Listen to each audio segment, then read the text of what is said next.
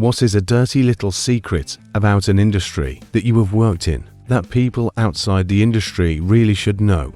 The ice cream machine is not broken. No one put it in its cleaning cycle when it needed to be, so they're locked out of it until they do the whole cleaning process. When an app pops up with a "Do you like this app?" prompt, the Yes button redirects users to the App Store for a review, while the No button takes users to an internal feedback process. On average, this redirects upset customers away from the App Store and artificially inflates the app's rating by about a whole star on average.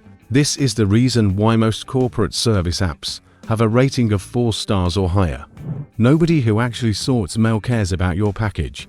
The word fragile doesn't stop them from throwing it 20 feet into a metal container. It's really fun to pay $145 extra for hazmat shipping and see this box with explosive in big letters on the side show up at your front door with a big dent in the corner. Aerospace has a phrase, "Get healthy in maintenance."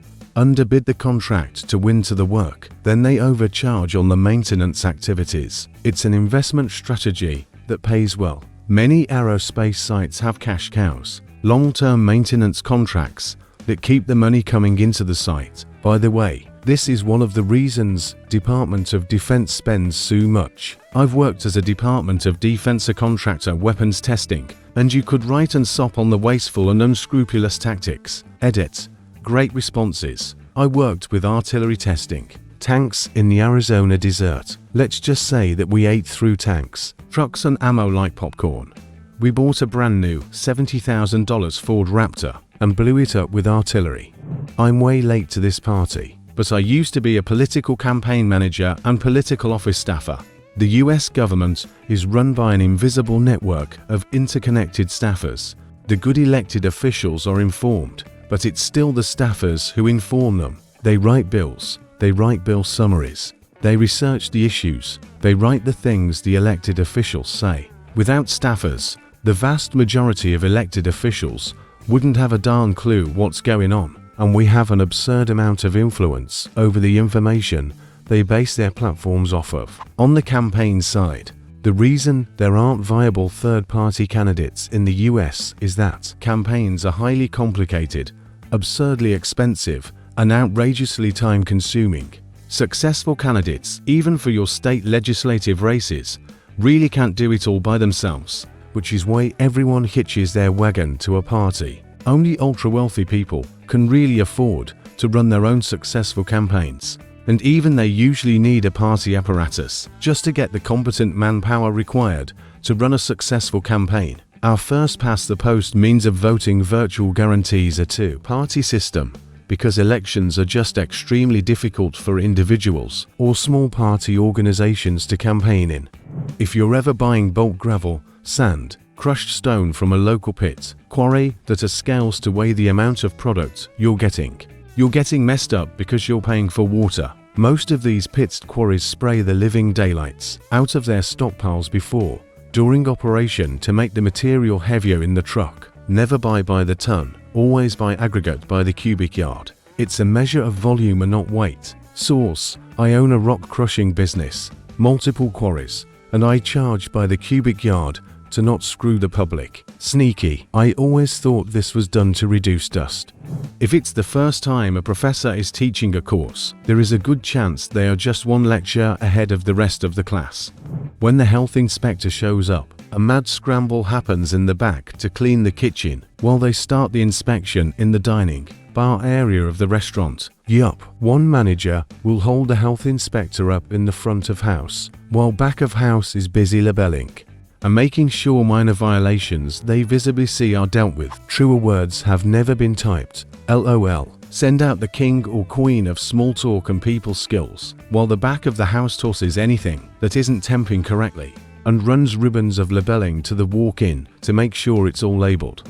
There is a lot of money spent every year that decides where specific items are placed on grocery store shelves. If you're at a grocery store that's part of a chain and you look at a shelf and there's an item that's approximately at eye level, I guarantee you that the company that makes that item paid a lot of money to put them there There's lots of weird psychological tricks that go on in terms of how stores are laid out. Candy, sugary cereals with mascots, the more expensive toys, etc. All at child height. The milk and toilet paper are always in the back, because those are what people often make a quick run to the store for. By putting it in the back, it forces the customer to walk past all sorts of tempting end caps. The chances of the person going in for one thing and coming out with a bunch is increased. People joke about doing this all the time at Target, but it's not just a joke. Target actually paid a lot of money to get customers to spend a lot of money, all by designing things just so. Edit. I learned this in the one and only marketing class I took. It was really interesting, while also being kinda horrible. Wells Fargo and other banks. Wells Fargo is just the worst I've had experience with. Likes to come up with ways to illegally charge you fees. They then eventually get sued. Pay a fine that is less than 1% of the profit they made on those fees. Then find a new slightly different way to mess with you some more. Rinse and repeat. Find a good credit union. Mega banks are all screwing you over. I work for a credit union, can confirm. Almost daily, I have people say to me some variation of, "Wait, there's no fee for that." Nope, credit unions are not for profit. We're not out to get you. Get away from the very much for-profit big banks. Locksmith here. We can get into any lock door within 30 seconds. All the pasturing and bringing out an impressive toolkit and hammer drill is just showmanship to prolong the call out. 30 seconds flat. I'll never forget when my neighbor in London locked herself out. We waited for a locksmith to come over. I'll never forget when my neighbor in London locked herself out. We waited for a locksmith to come over. He literally opened the car door, looked at the neighbor's front door from a distance for about 2 seconds, then pulled out a long bent rod, walked to the door, stuck it through the letterbox, maneuvered it around for a couple of seconds, and the door was open. He undid the bolt from the inside. 100 quid, 15 seconds of work. But you don't pay for the 15 seconds. You pay for the decade of practice required to do the job in 15 seconds. A very popular local bagel shop, bakery I worked at advertised. All of our baked goods were homemade, dozens of muffins, Danish, cinnamon rolls, etc. And they were not. They all came from Cisco, frozen on sheets. Many customers would rave about the baked goods, saying they were the best they've had. God bless them. In the consulting world, nobody really knows what they're doing. Being a consultant is easy and cheap. Get to 6 packs of beer. Go out to the loading dock a few minutes before quitting time and offer the guys a beer. And ask, if you were in charge, what would you change about this company? Take good notes. Write it up in a 30-page report and bill $5,000. You forgot the PowerPoint deck.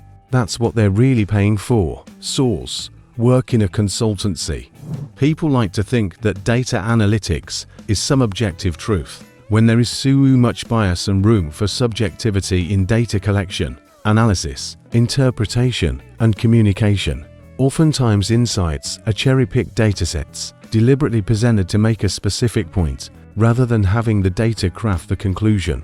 When you call a cable company to cancel, you speak with sales first. The deals they offer are not the best they can do. None of your restaurant food is made with love. Anger and anxiety is what made that muffin. Tina, don't you forget it. I used to do landscaping, mowing. All these people being like, I hire a professional lawn care company. Like, no you don't. You hire me and about 4 crackheads. Airlines often make more money carrying cargo than passengers do. Also, they have much stricter contracts about delivering cargo on time than passengers. If a plane is overweight, they will usually remove passengers before they remove cargo. I wouldn't say it's mostly a secret, but agency staffing firms churn and burn college graduates who are basically thrown in the wild. The recruiter you worked with may be gone in 6 months. And that's why a lot of ghosting happens. Yes, recruitment and headhunting are not altruist professions. They're not social workers looking out for clients' best interests. Story time. I got a high-paying job via a headhunter. After 3 months at the new place, I realized I hated it, and I quit. 3 days later, I got a call from the headhunter, and he was irate, yelling at me over the phone at the top of his lungs. He called me every name in the book and went hoarse from yelling. Turns out, he gets paid a commission for placing me at that job only. if I stay at least 90 days. I just happened to quit on the 89th day coincidentally, so he lost out on a good chunk of money thanks to that. You have to know your way around healthcare.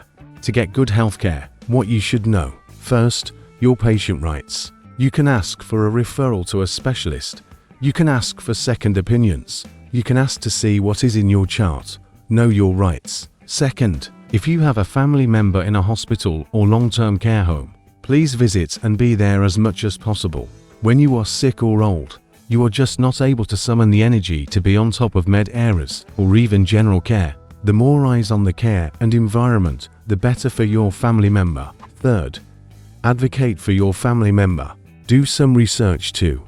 What is the illness? What are some options?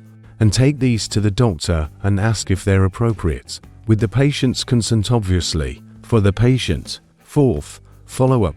If the office doesn't call you, follow up.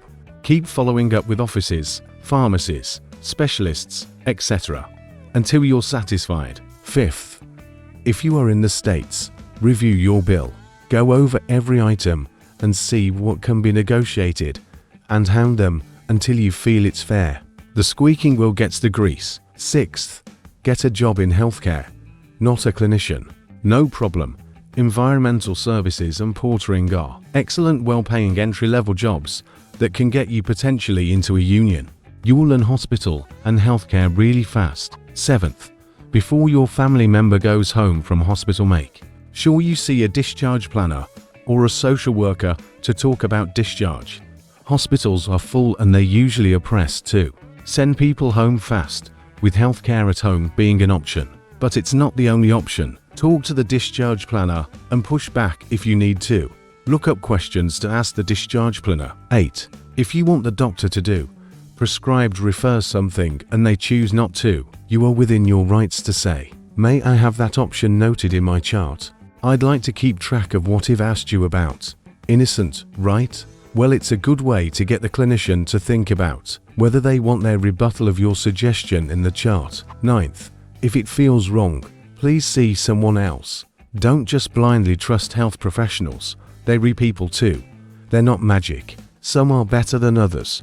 Read clinician reviews, so you at least know what to expect. To all those folks who go into apps with chronically ill family or partners, you guardian angels, keep doing what you're doing.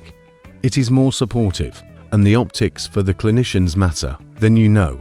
Share dirty secrets from your industry that you know. Watch our other videos and don't forget to subscribe.